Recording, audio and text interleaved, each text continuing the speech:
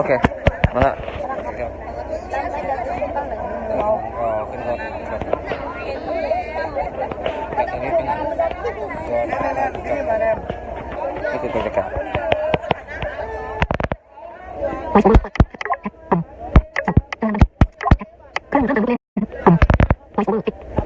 โอเคนี่คือบรรยากาศ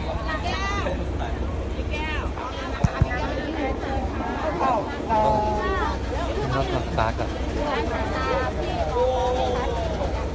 รถสตาร์ทไม่ติดก่อน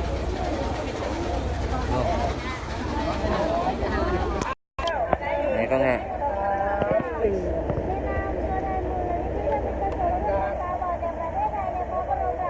ครับโอเคครับไปป๊อปงงหมดครับสุขภาพร่างกายแข็งแรงสมบูรณ์คิดมุ่งหวังสิ่งใดก็ขอให้สมความมุ่งมั่นปรารถนาทุกประการในขณะหน้าที่การงานอย่างเช่นดิวทำทั้งหมดทั้งเดิมเลยนะคะส่งไปครับโอเค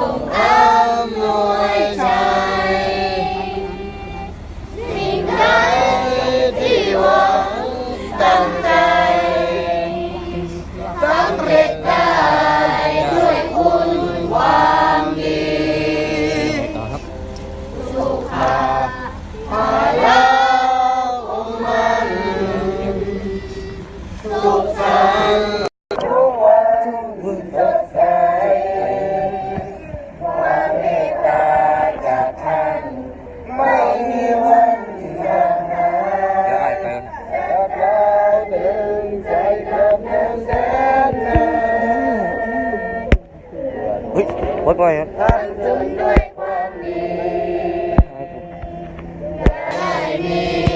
โวยไปแพ้วกว่าสุขีชั่วการหายใจเต็มปอดสวรรค์ประทานพรแก่เราสวรรค์ประทานพรแก่เราสวรรค์ประทานพรแก่เราค่ะสุดท้ายนี้ขอเชิญทุกคนมาขอบคุณพร้อมกันตามปีคู่กันได้เขาผมไม่กันยายเลยบอกเหรอว่าเป็นไงบ้างตายแล้วเป็นโอ้โหง่ายคนง่ายง่ายผมเดี๋ยวครับเดี๋ยวครับเดี๋ยวครับผมอะไรล่ะเนี่ยชื่อจอบเอ๊ะ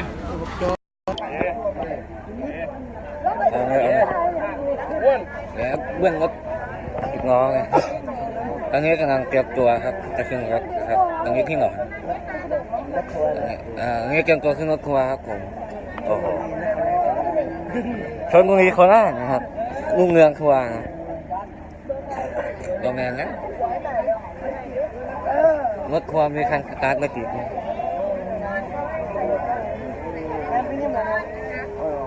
ไปนี่ยังนี่ครับ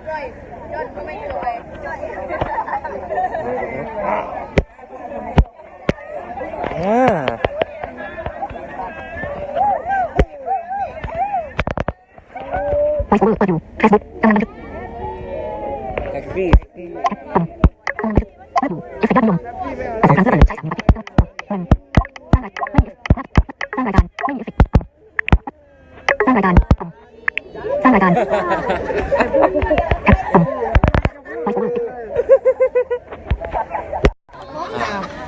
แก้วพูดอะไรแก้วเมื่อกี้นี่เรียนผมขึ้นเตียงไม่รู้เรื่องนี่ เฮ้ยพ่อจับมา ก็เดี๋ยวพ่อเขาสิตก จับมา ก็ จับ ก็คนเพื่อนเราไปครับตอนนี้ลงที่บขสกันปิดเลยครับครับแล้วครับกลับพี่ครับมองไงเนาะอันนี้ก็ไม่ใช่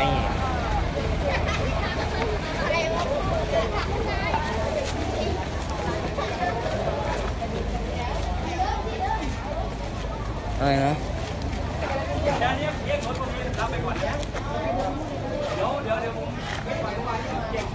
รถยังไม่ติดหรอก ฮะ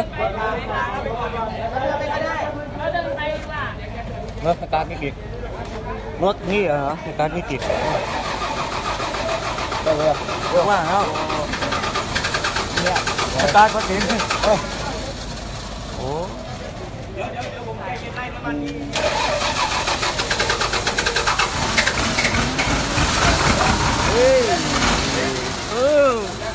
ฮะ อย่าทำรถเสียทำไมอ่ะ อะไรไม่เกี่ยวกับเงาเลยนะ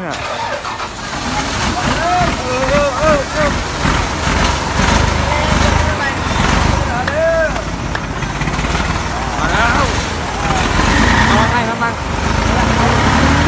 เฮ้ยเป็นไงคนนั้นเอา จับคืนหมดเลย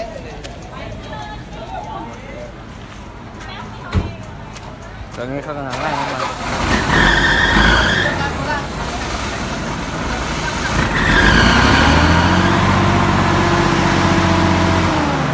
คนว่ารถดับนะครับ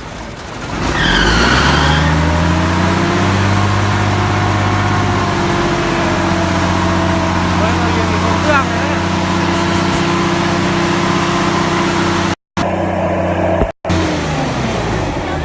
เป็นไงบ้างครับโอ้สบายดีไหม ไปแล้วอย่าทำรถทำอย่าทำไมไม่ถูกเรื่องเลย เราไม่ทำเขียวเดี๋ยวก็เบลเหรอก็เบลเหรอ น้อย ขึ้นร้อยครับตอนนี้น้ำมันลุก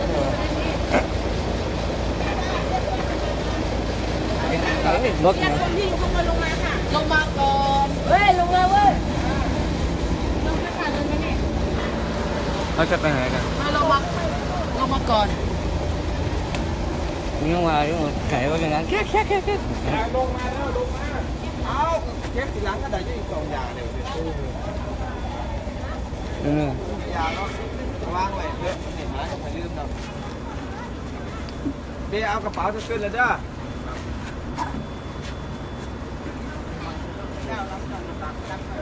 โต๊ะเอาน้องมาเด็บมันไม่เอาหรอก นี่ว่าเนี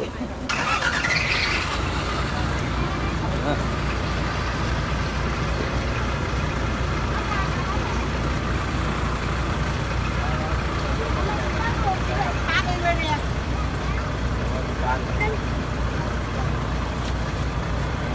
ยน้ำมันเบิ้ลเครื่องสตาร์ทติดมาก่อน ดังดีไม่เดียว เฮ้ยกำลังดีว่ะกำลังรู้ไหมว่าใครจะมาที่จะต้องให้ตามคนไหนเลยยังเล่น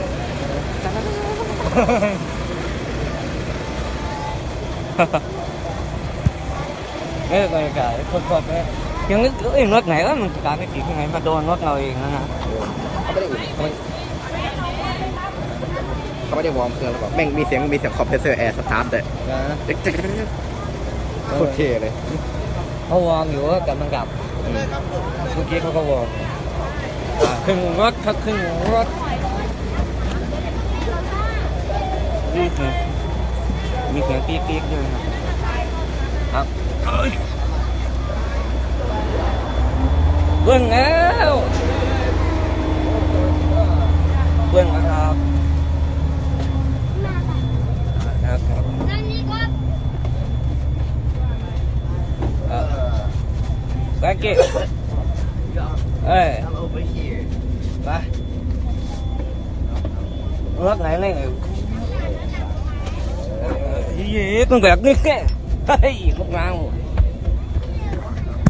เอาไป ใครทุกอะไรเดินมาครับ โอ้ย นี่เฮ้ย นี่ถึงช่วงใจนี่มันถึงแบบ เด็กตาหนา ก๊อฟก๊อฟ ตอนนี้เขากำลังไล่น้ำมันอยู่ข้างหน้าน้ำมัน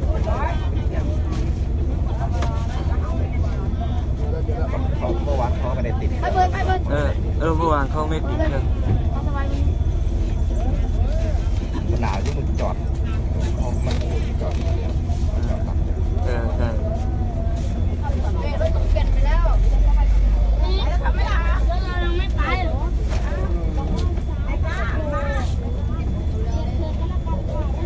ตอนนี้ผู้โดยสารกำลังขึ้นนะครับ ชื่อน้องนิ้วไม่ได้ชื่อน้องฟ้า กิ๊กอ่ะวอร์มเอ เรีย ง กยูซาผู้เรียกยูซา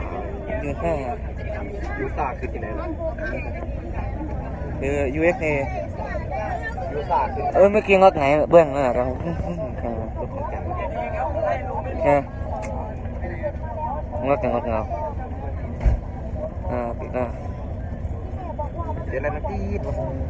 ไอ้อะไรมั้งกูรถไหนเบื้องนะ รถเราเนี่ยแหละ รถเงา เดี๋ยวจะเครื่องมันอยู่ข้างหลังเลย ใช่รถแปดสูบอ่ะ แต่ถามว่าทำไมข้างหน้ามันเครื่องมันเป็นคอมแอร์หรือเปล่า ใช่ ไม่ตอนกูลงมากูดีเสร็จเป็นเด็กเป็นเด็ก เฮ้ย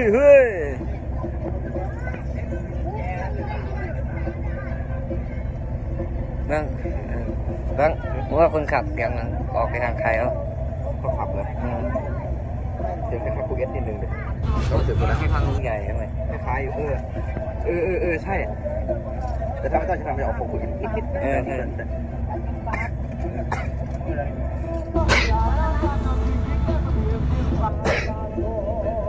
ก็ถ้ารถผีคนขับยังไงนะคนขับ เป็นกระบอกเบรกมาฟังเราสมมติเป็นเบรกคืนเก่งพูดว่าอะไรรู้ขี่รถเก่งมาหาจริงๆแบบเขาแต่ว่า ฟาร์ม โอ้ยทำไมพ่อคิดแพงจังพ่อเสียภาษีผีเลย คือแกคือผี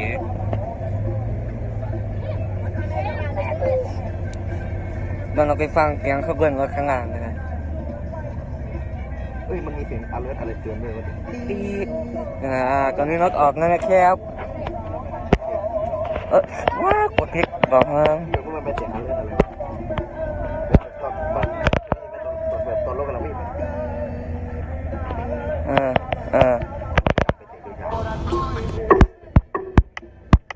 ใช้3 นิ้วกำลังบันทึกใช้สียอดนิยมหน้าตาปุ่มเลือกอยู่สียอดนิยมปุ่มสร้างรายการปุ่มสร้างรายการ บอกนะใคร ไฟฉายปุ่มสลับเครื่องสับกำลังบันทึกสับแอปปุ่มเครื่องเริ่มบันทึกเล่นปุ่มไฟโอเวอร์ติ๊ก ตอนนี้รถออกนะครับ โอเวอร์เปิดอยู่แคสบุ๊ก มันจะใส่เอฟเฟกต์เพื่อ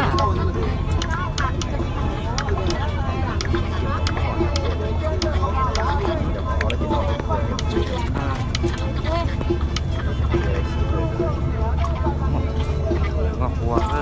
หัวครับพุ่งจริงๆนะมา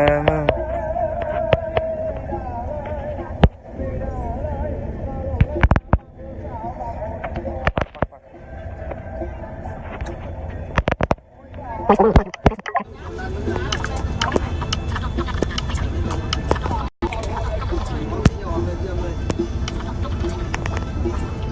ง่ายน้ำมันโมตาดีอะ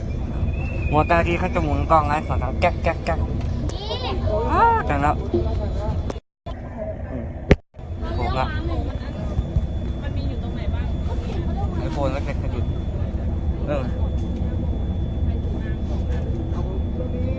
เสียเลยนะพี่ เขาเรียกไฮดรอลิกน้ำมันเพราะว่ารถลุงรถคันไอตัวเกลืองไฮดรอลิกใช่ไหม อาจจะใช่ เป็นน้ำมัน พี่เดี๋ยวเลย ตีแบบ มี ได้ลงเดินครับรถไล่น้ำมันแป๊บเดียวลูก เอารถน้ำมันแล้วก็น้ำมัน ลงมา เอาลงไปก่อนครับเราพวกเรามันฟังเสียงแล้วเขาจะไล่น้ำมันดังไอ้ชิวๆไหม โอ้ใน วันนี้ไปเปลี่ยนกองโซล่า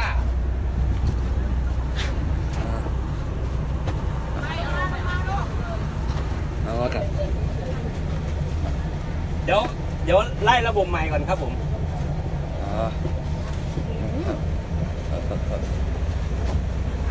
เมื่อวานนี้ไปเปลี่ยนกองโซล่าไงมันเลยไม่ผิดระบบหรือเปล่า พี่รถไหนพี่ รถไหน พี่รถไหนรถไหน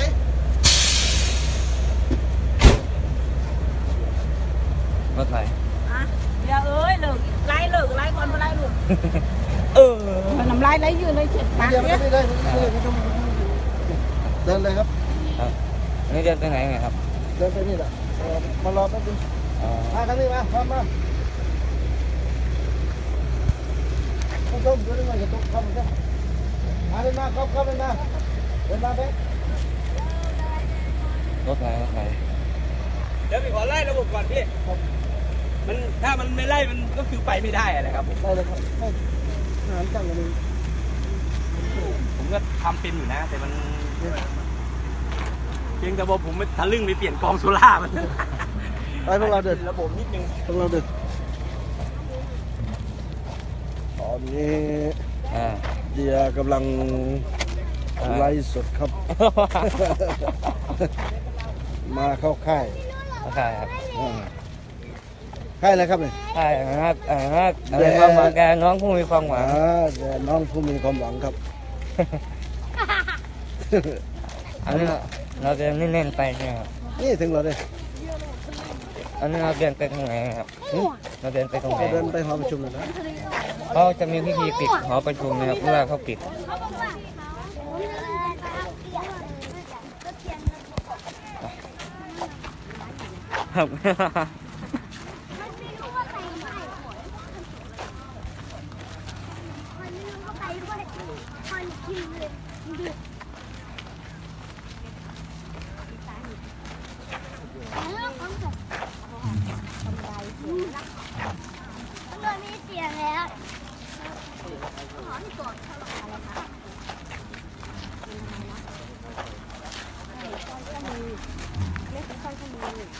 แล้วมันมือ รถไปทำไมเร็ว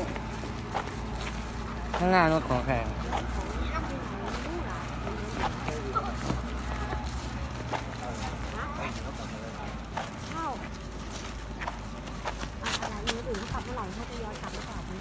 เดี๋ยวฮะรถไม่ข้างหลังลงเดือนเสร็จแล้วก็กลับเขาได้ไปถึงที่ได้ตรงนี้รถคนละตัวเสียอยู่แป๊บนึงข้างหน้าน้ำมัน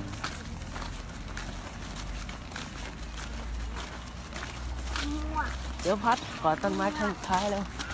กอดต้นไม้ ไปกอดต้นไม้ครั้งสุดท้าย เร็วพัดไปกอดต้นไม้อ่ะ อะไรนะกอดต้นไม้ครั้งสุดท้ายกอดเอาไว้ ไปกอดเนี่ยต้นนี้ก็ได้เนี่ยลาต้นไม้อ่ะ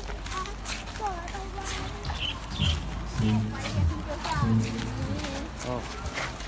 น่าจะเป็นที่เดียวเด็กคือ อย่ากอดต้นไม้ต้นสุดท้ายกอดเอาไว้ใช่ไหมพัดกอดต้นไม้ทั้งสุดท้ายอ่ะเนี่ยไปกอดดูวันไหนแหละวันเสาร์แหละกอดเถอะ โอเคฮะไปข้างหน้า นู่น หน้าไหน นั่นเลยนั่งหน้า เขาจะทำไงกัน นั่งหน้ากอดต้นไม้ เออก อด เอาแล้วที่อื่นโอเค นั่งหน้าครับเดินนั่ง ครับเจอที่เด็กๆระหว่างนี้ก็นอนรถไล่น้ำมันครับ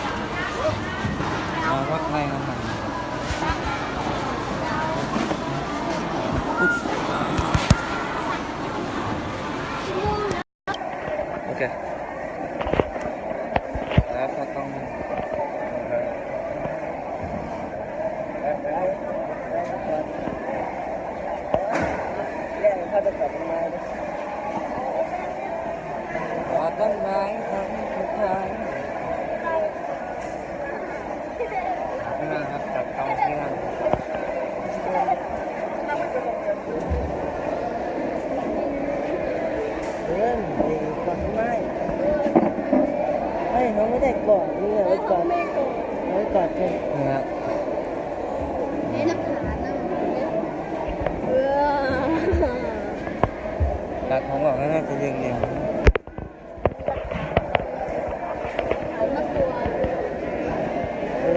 ตื่นเถอะร้อนหนักมาก อย่าบอกนะว่าต้องเรียนกลับโคราช ไม่เรียนครับ โอ้กูไม่เจอเลยแล้วกูขึ้นรถ ไปทางหลังนอน ข้างหลังข้างหลังข้างหลังข้างหลังหากจะริกได้ก็ว่า โอ้โหพาน้องไปที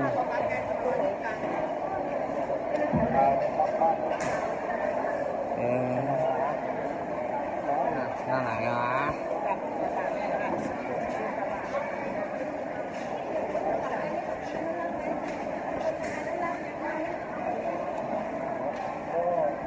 นั่งต่อให้ทุกคนต่อ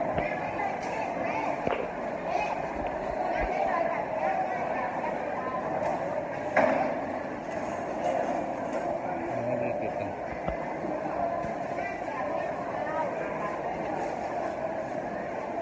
ติดกัน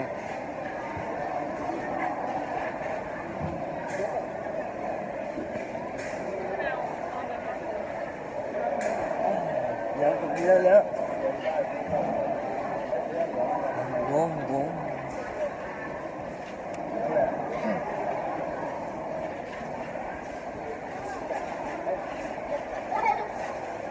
อันนี้อะไรเนี่ย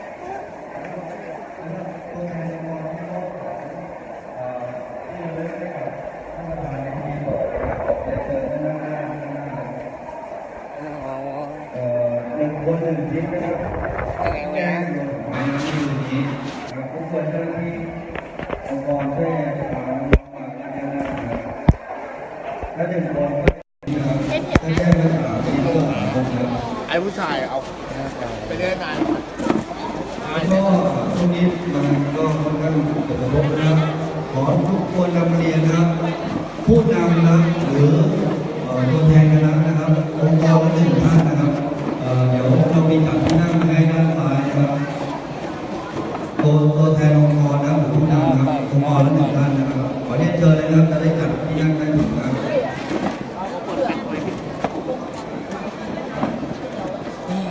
ถอดก็โอ้ มันจะ CDR ใครเดินมาค่ะใครเดินมา เปิดไปฉายทำไม เดินมาตามเสียงค่ะเชียร์เลย ครับ นั่งก่อนค่ะ เนี่ย ไอ้สุดเลย ตายอยู่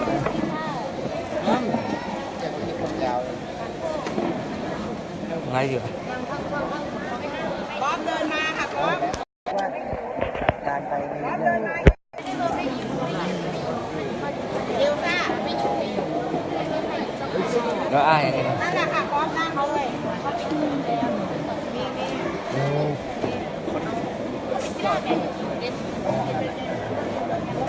แล้วปิดไลฟ์ของกัน